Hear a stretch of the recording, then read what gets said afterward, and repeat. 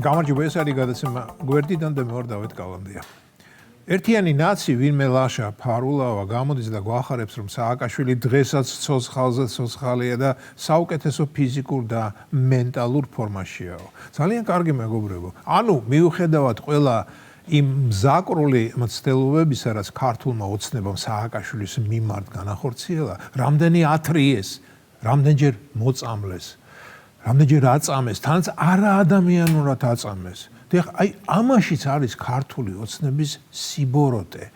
იმის მაგერად რომ კაცურად, ადამიანურად აწამებ არაადამიანურად. ხო და ყველაფერ ამის მიუხედავად ჩვენი ფენიქსი კვლავ ძალღონით და ჭკუითა ახსავს. კვლავ მზად არის სახელმწიფოს ჩაუდგეს სათავეში და ნათელი მომავლისკენ წაგვიყვანოს. იმ მომავლისკენ, სადაც დედი კომისი გიული დარჩენილ საქართველოს ერთ ლარად იყიდის.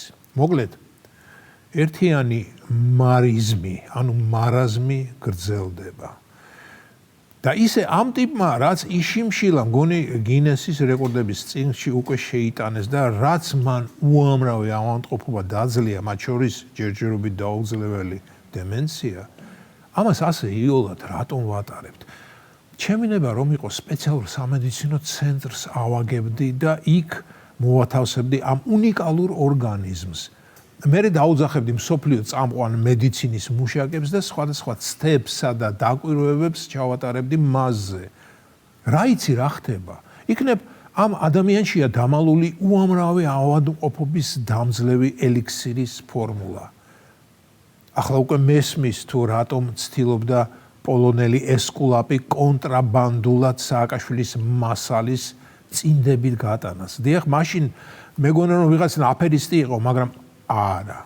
ის პოლონელი ექიმი აპირებდა თავის ქვეყანაში ჩაეტანა უხრწნელი მიშას გენეტიკური კოდი და მის მასალაზე შეექმნა ამბროზია. დიახ, და მერე პოლონეთი ნობელის პრემიას მიიღებდა ფიზიოლოგიაში. ის პრემია მერე ტრამპისთვის ექნებოდა გადასაცემი, მაგრამ ეს უკვე დეტალებია. მოკლედ სიფხიზლე და კიდევ ერთხელ სიფხიზლე გმართებს მეგობრებო. ასეთი განძის პატრონები ვარ და არ მოგვიტაცონ.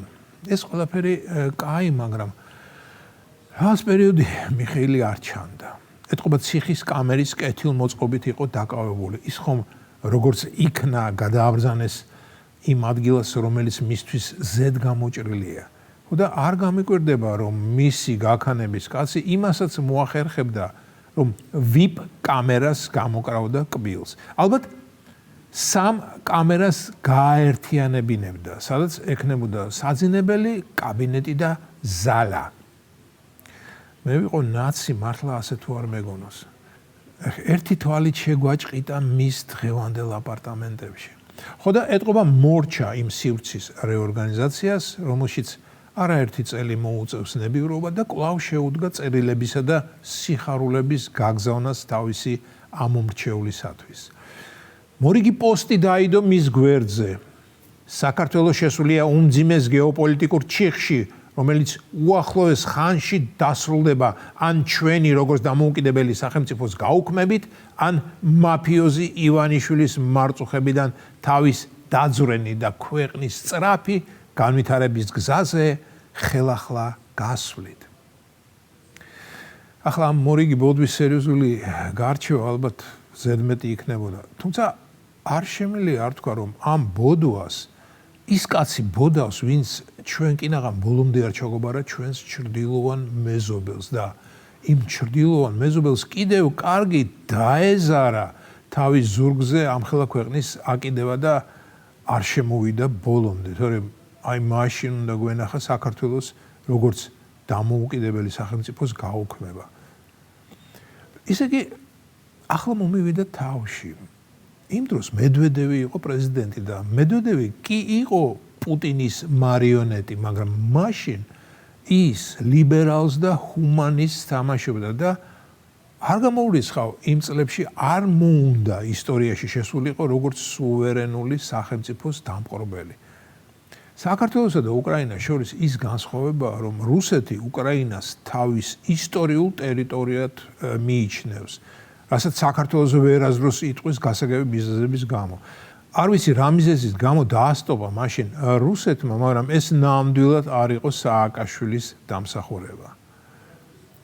მეგობრებო, მინდა შეგახსენოთ, რომ ჩემს გადაცემაში გამოთქმული აზრი მხოლოდ და მხოლოდ ჩემი მოსაზრებაა და შეიძლება ზოგ შემთხვევაში არ ემთხვეოდეს არხის სარედაქციო პოლიტიკას. რამდენი ხანი მინდოდა მეთქვა ეს ფრაზა და აგერ ვთქვი. ხო და ისევ დაგვიბრუნდა მეთქი ნიკოლაევიჩი და აღარ გაჩერდება. დასაკარგი მას აღარაფერი აქვს, ის უკვე ნამდვილ ციხეშია და არა ჰოსპიტალში და ციხეზე უარეს ადგილას ის სიცოცხლის მანძილზე ვეღარ მოხდება.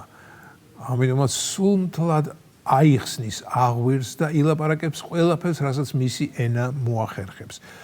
ენა იმიტომ თქვი, რომ მის გამონათქვამებში ლოგიკური აზრის ნატამალი არ ჩანს. ჩართულია მხოლოდ ფიზიოლოგია და არა გონება.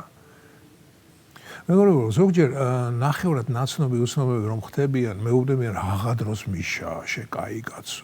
მიშა სერიოზულად აღარავინ აღიქვამს, მაგრამ მე არ ვეთანხმები. ამდენი წელი, მე-14 წელი დაიწყო და მიშას შემცვლელი ვერავინ გამოიძებნა მათ დაოსებულ რიგებში და ამიტომაც იძულებულნი არიან ისევ მიშათი დაკმაყოფილდნენ. და იმის გამო, რომ შემცვლელს ვერ ნახავენ, ამაში დარწმუნებული ვარ. კვლავ მიშა იქნება მათი ხელთუქმნელი ძეგლი, მარადიული, რომელთანაც ნაცური ბილიკი არ აბალახდება. ეს იყო განცემა გვერდიდან და მე ვარ დავით კალანდია.